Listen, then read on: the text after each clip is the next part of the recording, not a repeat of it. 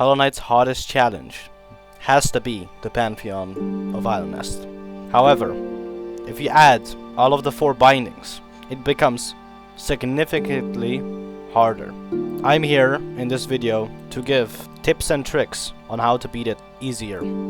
Before you even try to attempt this, you should probably beat all the other Pantheons with all bindings. This will not only give you some practice that you definitely need, it will also give you lifeblood in the lifeblood core room. 5 to be exact. You can find this room next to the statue room, or God Hall, how I like to call it. After beating all of the first 4 Pantheons, a lifeblood symbol will appear and you'll have to dream knit it. Beating Pantheon 5 with all bindings is not gonna be easy. There's at least 43 bosses, and if you die, you'll have to go all the way back. I'd say, good luck.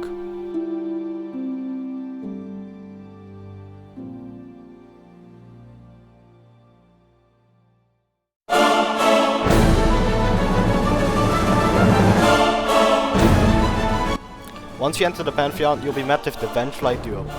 These two are just gonna swoop down and they're gonna attack you and spawn enemies. I recommend you use your Abyss Shrieks if you get close to them, and if they swoop down and you got the soul for it, use your Descending Dart to be able to do damage passively and not get hit. Once the first one goes down, it becomes easier from there. Do the same things, repeat them. Abyss Shriek, Descending Dart, Nail Arts, and they should go down. It's recommended for Gruz Mother that you use Abyss Shrieks, and when she does the constant attack where she goes up and down, you can slowly hit her with the nail, and she should eventually go down. There's not much I can say about False Knight. I mean, it's False Knight, just kill him. Use your Abyss Shrieks, and he should die. Mass Charger is a joke of a boss. The only thing I can say is just dodge his overhead attacks and start wailing on them when he just starts charging at you. Just keep doing that and he should die. Once Hornet spawns, she's gonna jump around the arena and she's gonna be a nuisance. You're gonna use Shade Soul and you're gonna use Descending Dark to quickly kill her. Because it's Pantheon 5, the arena has been changed, so you only have 3 platforms, so you're gonna have to make sure that you plan your attacks correctly. In the later phase it's gonna get a lot more harder, but as long as you use your Shade Soul and just keep your distance, he should die.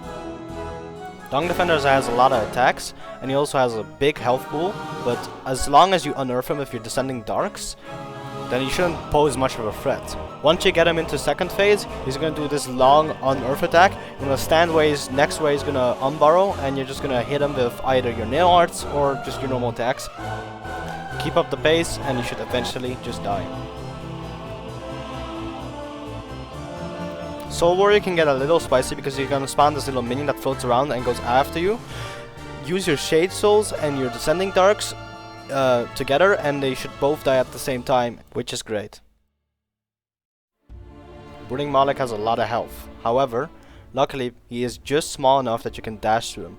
If you get too close, he's gonna try to hit you with his scythe, which isn't great, but as long as you just keep your distance, and if he's doing any special attack and he's standing still, use your Abyss Shrieks next to him and you should do massive damage and he should go down.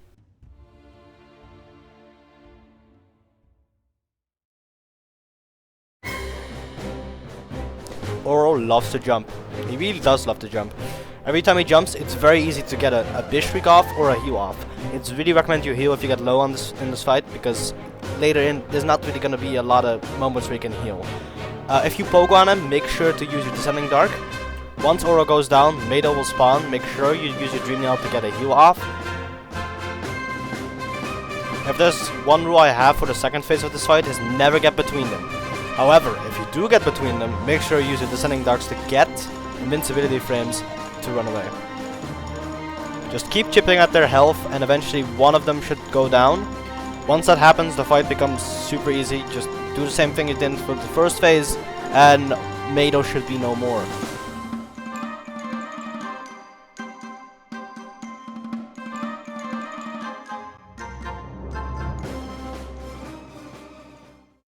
Once that's all over and done with, go into the soul bath to get the soul, and then take the lifeblood, and then we can finally go to Pantheon 2.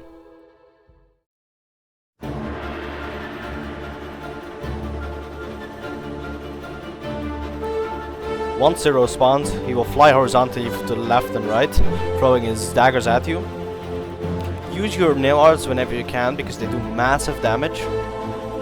Once you get to second phase, he'll get more knives. This won't really change much because he's just gonna throw his knives faster.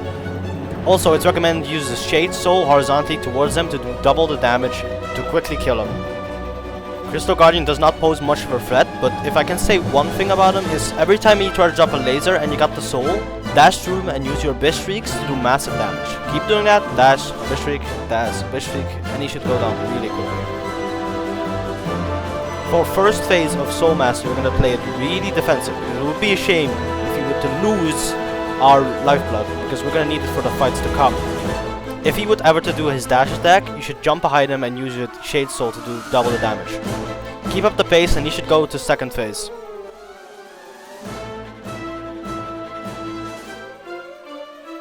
Once he does, he will start endlessly ground pounding.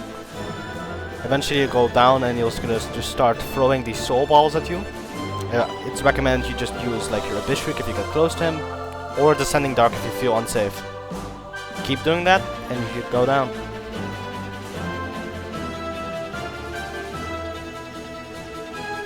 In second phase is probably where you're gonna use most of your lifeblood. Keep chipping at their health and try to use some Abyss Shrieks to do the most damage. Once in second phase, use your Nail Arts to do the most damage and then finish it off with an Abyss Shriek.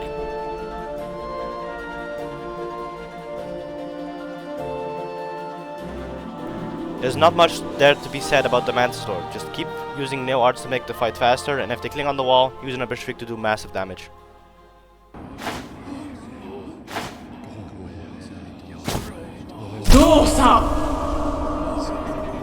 However, second phase will be harder, faster, and definitely more challenging. If you even want to try doing damage while not getting hit, you have to use Descending Dark. Healing is basically going to become impossible, so make sure that you always use anything at your disposal. But mostly you're going to use Descending Dark. It's just the best thing to use at this point.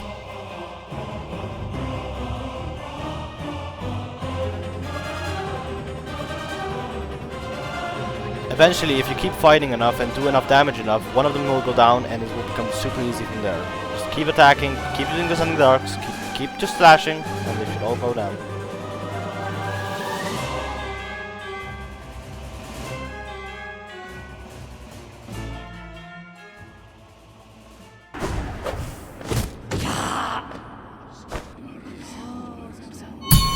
Once in the waiting room, grab the soul, grab the lifeblood, and get ready for part 2 of Pantheon 2.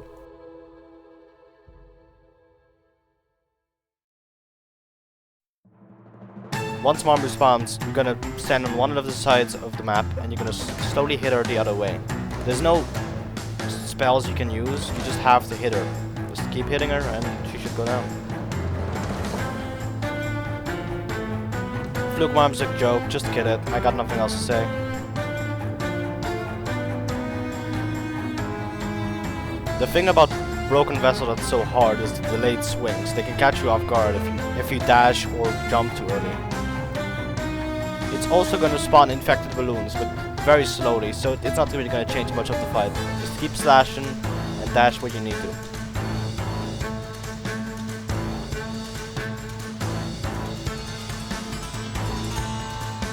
Once Galien spawns, he's going to throw his axe scythe thing after you.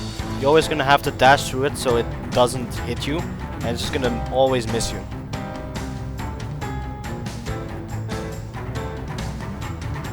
Eventually, if you damage enough or Abyss Shriek him enough, he's going to spawn one small little scythe that's going to bounce around the room.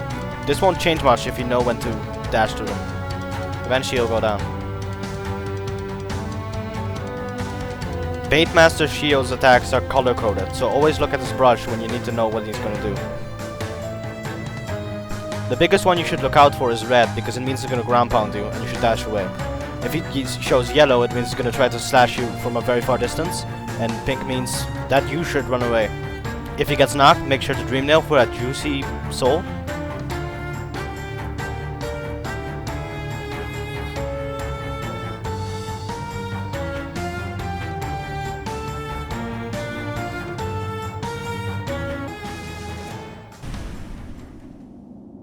Bam. Finero. I don't think I need to explain this anymore, just grab the soul and grab the lifeblood. Just know that the next Pantheon is gonna be a lot harder.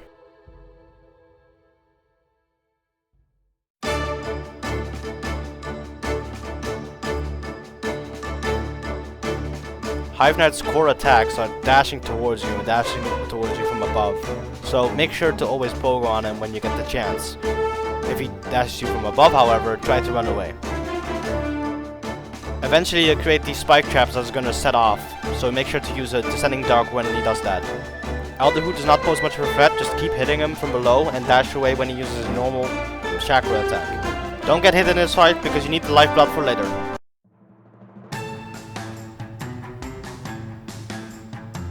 This guy's a massive run breaker. He's just gonna jump around the arena and you can't collect soul from him, which isn't great.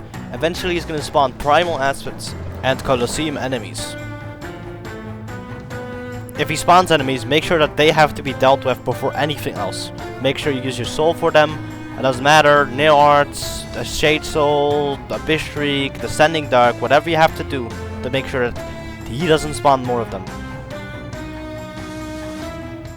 The best Nail Art to use in this situation is Spin Slash. It can deal damage from both sides, keeping you safe, and also getting you soul that you need.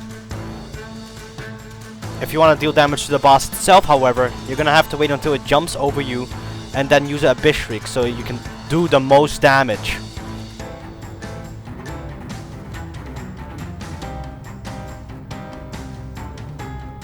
You don't need to kill the Tamer to beat this boss, you have to kill the beast. And to do that, you're just gonna pogo constantly on the beast until it does a special roll attack, and then it's time to use a Descending Dark. Make sure to also get out of the way of the Tamer themselves, because they will try to attack you passively. Once the beast goes down, try to attack the Tamer a little bit more to get some extra soul. Once you enter Grimm's room, go a little bit forwards and Dream Nail him. Afterwards hit him, and make sure you have Bishriek when he comes into his balloon form. Afterwards he's going to do a lot of random attacks. You're going to wait for his spike attack so you can use a Nail Art or a Bishriek. Keep hitting him to get some more soul, and then use a Bishriek when he goes into his balloon form again. And if you feel risky, you can charge up a Nail Art right before he finishes his attack so you can do massive damage. Rinse, repeat, and he should die eventually.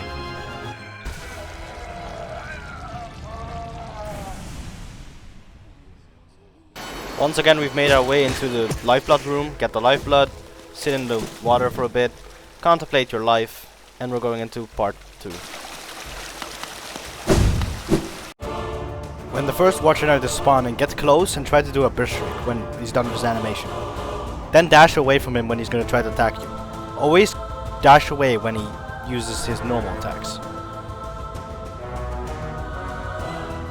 When you're fighting two of them and they're rolling, wait until they're done with rolling and use a Descending Dark to do passive damage. Once you're in Uumuu's arena, get ready and use a Dream Nail when they spawn in. Then start dodging their electricity attacks. Wait until they're done with the electricity attacks and until they spawn enemies in. Throw the enemy towards Uumuu and line up correctly to do the most damage.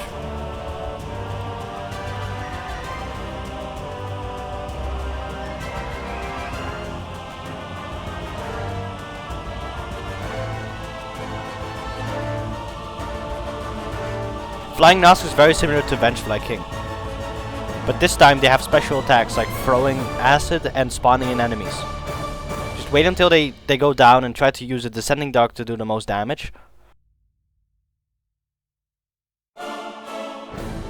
In first phase of Great nailsage Sly, you're gonna have to worry about a lot of attacks that stack up with each other. Not only that, he's also gonna use all the nail arts you have, like Dash Slash and Spin Slash. However, that doesn't mean you are not allowed to use them as well. When you knock him, make sure to heal or Dream Nail him if you got the time. Eventually he'll go into second phase. You should not heal while he's going into second phase because you won't have the time for it. Well, now talking about second phase, the best way to optimize second phase is by standing in the middle and baiting him out to come towards you and do some special attacks like Nail Arts or Descending Darks if you feel threatened. but most times he will change his direction, so you should always stand ready to dash away when he does that. Once he goes down, make sure to use a Dream Nail or just heal. Hornet Sentinel is just Hornet but fast. And also she has a special ability where she can parry you, so you should always stand ready to dash away when she does that.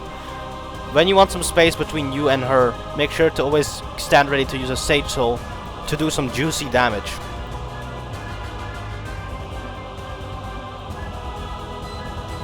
Eventually she's gonna create spike balls that you have to take care of. They're gonna start to fill the map completely, so make sure you get rid of them immediately. However, when she's creating them, she will just stand still, so it's a great moment to heal if you have to.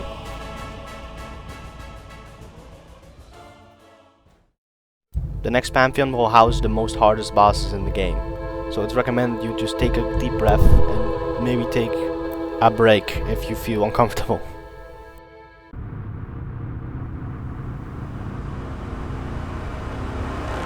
Enraged Guardian is our first boss that does double damage. However, it's still similar to Crystal Guardian, so you just have to do the same thing, like dashing and then doing a Abyss Shriek, and dashing and doing a Abyss Shriek, and then you should die.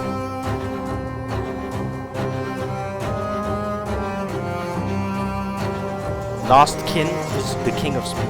Whenever you see it charging up anything, you should always get ready to dodge. Doesn't matter what it is, if it's a stomp, if it's a jump, if it's a attack, just always dodge. Also, it will spawn a lot of minions, so if you knock it and you want to heal, make sure to first take care of the minion. If you've made some distance between you and the boss, make sure to fire out a Shade Soul from a distance to make even more distance.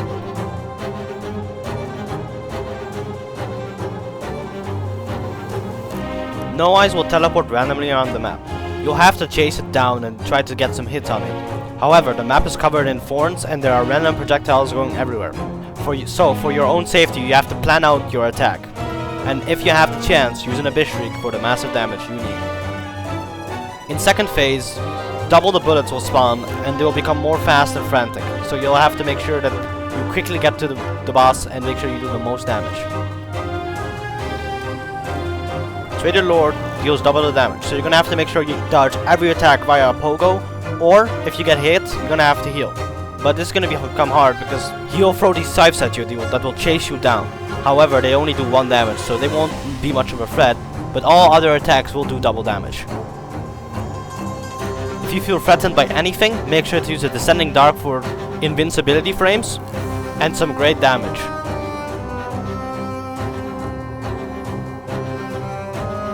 Once you enter White Defender's arena, go a little bit forwards and use a Dream Nail to get some soul.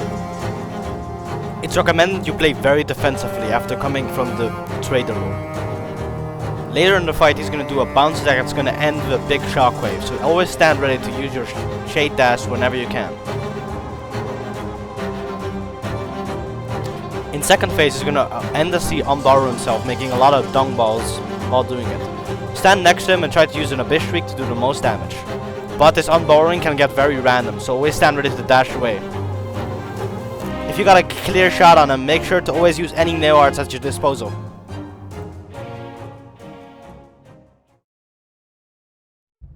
In part 2 of Pantheon 4, you're gonna have to do your best in the first boss, because if you lose any lifeblood during that boss, it's gonna become super hard. All I can say is, good luck. Soul Tyrant is quick, like really quick. So if you see any attack come your way, make sure you dodge it immediately. Getting hit now is gonna mess you up for the next boss, because you're gonna need the lifeblood that you have. In the first phase, there are not really a lot of spells you can use, so I would just recommend using nail arts or normal attacks. In second phase, he's constantly gonna bash down. To make sure you don't get hit, you should do a little jump and then dash. Once he goes back to the ground, he's gonna spam his spells on you. So make sure that you always use a Descending Dark to avoid his attacks and do passive damage.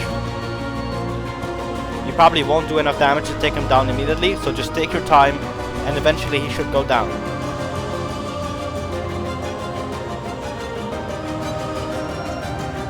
Markoth is probably the most annoying boss in all of this Pantheon. He's just gonna float around and throw knives from a distance. Sometimes he's gonna come in and bash you, you don't know. Sometimes even the knives spawn inside of the wall so you can't even see them coming. Eventually he's gonna do like a special circle shield attack, which is your only true moment to attack. Eventually he's gonna get a second shield, and this is where your true test of your strength will come in. If you're even gonna try to attack him, make sure that you got a nail art at the ready. When he's doing his circle shield attack, one of his shields will stay behind and the other one will circle around him. So you're always gonna have to check if it's actually a good moment to attack. Dash slash is great for this fight, so you should utilize it. And for some reason he has a stupid amount of health, so you're gonna have to fight for a very long time. But if you can persevere for long enough, he will eventually die. Once you enter Grey Prince Zote's arena, make sure to Dream Nail, because he will not mess around. Anything and everything can be used in this fight. As long as you know how to utilize it, you should use it. If Grey Prince Zote jumps, it doesn't matter what kind of jump it is, you have to avoid it, because it will sweep the entire arena. If you feel unsafe, make sure to utilize the wall by wall jumping. However, you can fall out of the sky out of nowhere, so make sure to stand ready for that one.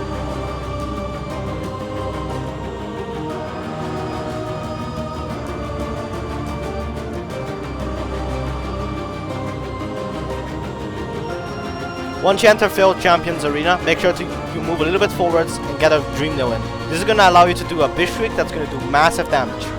Now talking about the fight itself, he only has two kinds of attack. The one where he jumps towards you and hits you, and one with a massive shockwave that you have to use your Shade Dash on. Once he gets staggered, however, you're going to make sure you use a Dream Nail so you can get some juice out of him, heal up, and hit him from up top so he keeps in his staggered phase.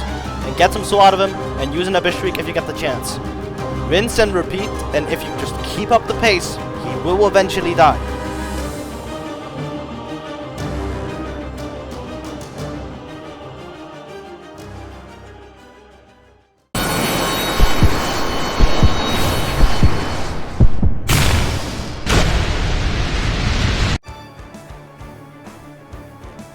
You need pinpoint accuracy for this boss. There's a lot of moments where you can hit him, but he has such a big health pool where it doesn't really matter if you don't do that much damage. You're gonna have to be able to use an Abyss Shriek or Descending Dark on him to actually do the most damage.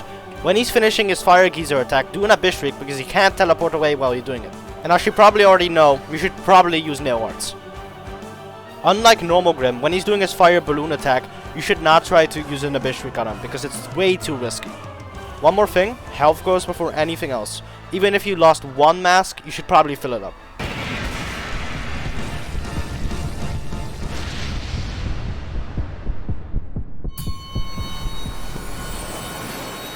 The final boss is quickly approaching. All I can say is, good luck.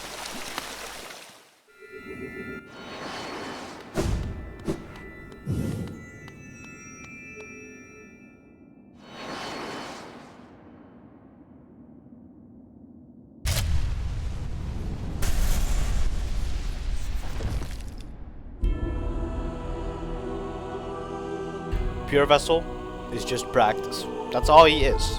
If you don't practice this boss, I will assure you, you won't win. So please, just go to the statue room and practice this boss. A lot. And when I mean a lot, I mean a lot.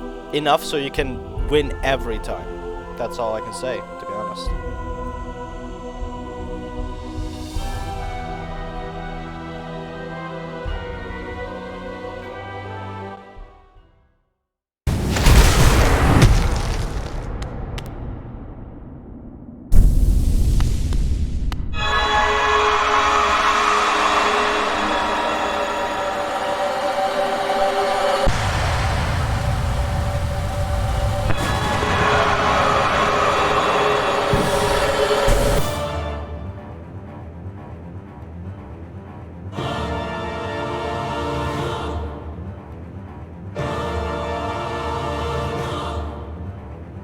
Similar to Pure Vessel, you have to practice. However, this does not mean that this boss is just cookie cutter. It has a lot of attacks that can be used in many combinations. If you ever see any sword attacks that are coming down or from the left to the right, you should probably use a Descending Dark to get invincibility frames and passively do damage to the boss. Eventually you'll hit second phase where the swords are just going to come from down from the top, You're gonna keep hitting the boss with your nail, and eventually you're gonna use a Bishtrik to do the massive damage you need to get into the third phase. The third phase is very similar to the first phase, however, this time you only have platforms to stand on. If you're ever under the boss and it's using an attack like sword or a beam, you should probably use the Sending Dart to get invincibility frames and do some passive damage. You should faintly follow it to find a big opening to use a spell, like a Bishtrik or any other Neo Art. In fourth phase, you're just gonna have to climb up a lot of platforms. There's not much to be said, except that if you're jumping from another platform to another, it will specifically target you. So you should always dash when you do.